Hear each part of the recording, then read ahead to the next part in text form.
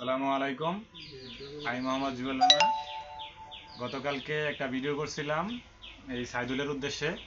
সাইদুল হারিয়ে গেছিল এটা বলে একটা ভিডিও করছিলাম। তো ইনশাআল্লাহ আল্লাহ তাআলার রহমতে আর আপনাদের সহযোগিতায় ওর ফ্যামিলিরে খুঁজে পাইছি। এটা হচ্ছে ওর আম্মা। এটা তোমার কি হয় সাইদুল? তোমার আম্মা। আর ওইটা তোমার কি হয়?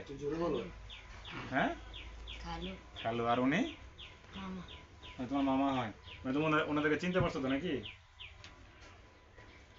তো আমরা আলহামদুলিল্লাহ সক্ষম হয়েছি ওর পরিবারের খুঁজে পাইতে। আর আমার কিছু ফ্রেন্ড সার্কেল, বড় ভাই, ছোট ভাই যারা এই বিষয়ে সহযোগিতা করছেন তাদেরকে আন্তরিকভাবে ধন্যবাদ।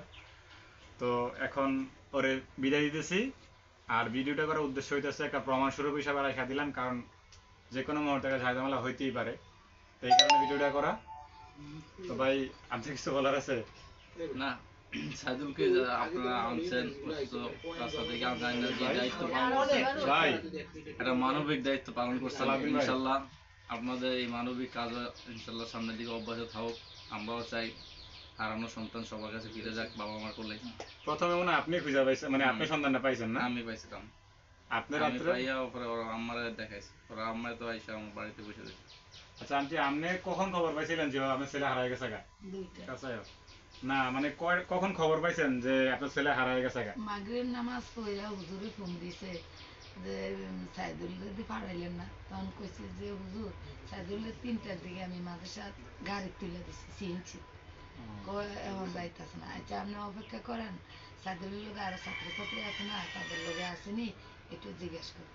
তারপরে হুজুরে অপেক্ষা কইরা অনেক ছাত্রছাত্রী ডাইছে না, তখন থেকে আমি উতাল পাতাল করা শুরু, সারা রাত্র করছি। 2টা বাজে আমার ভাই আমার ফোন দিছে, জানো ভা কি ইয়া করছে সাইদুল কো, কিন্তু সাইদুলটা পাই না, তো এমনি এমনি পাই না।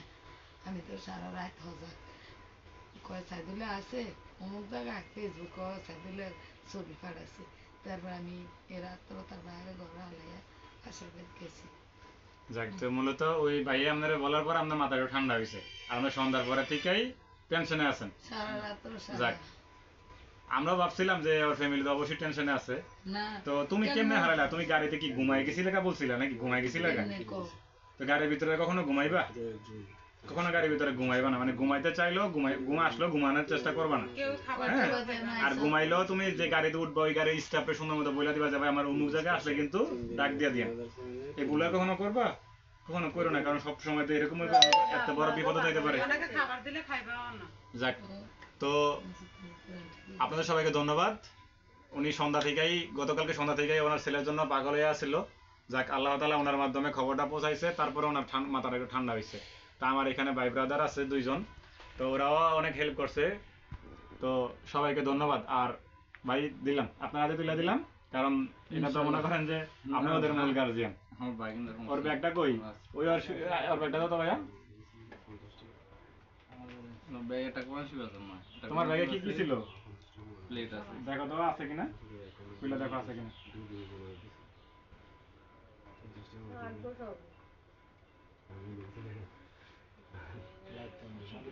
আছে আলহামদুলিল্লাহ, যা যা ছিল ওর ব্যাগের মধ্যে সবকিছুই আছে। শরীরে সুস্থ আছো তো? সুস্থ আছো? আচ্ছা ঠিক আছে, তাহলে আসসালামু আলাইকুম, আল্লাহ হাফেজ, সবাইকে ধন্যবাদ।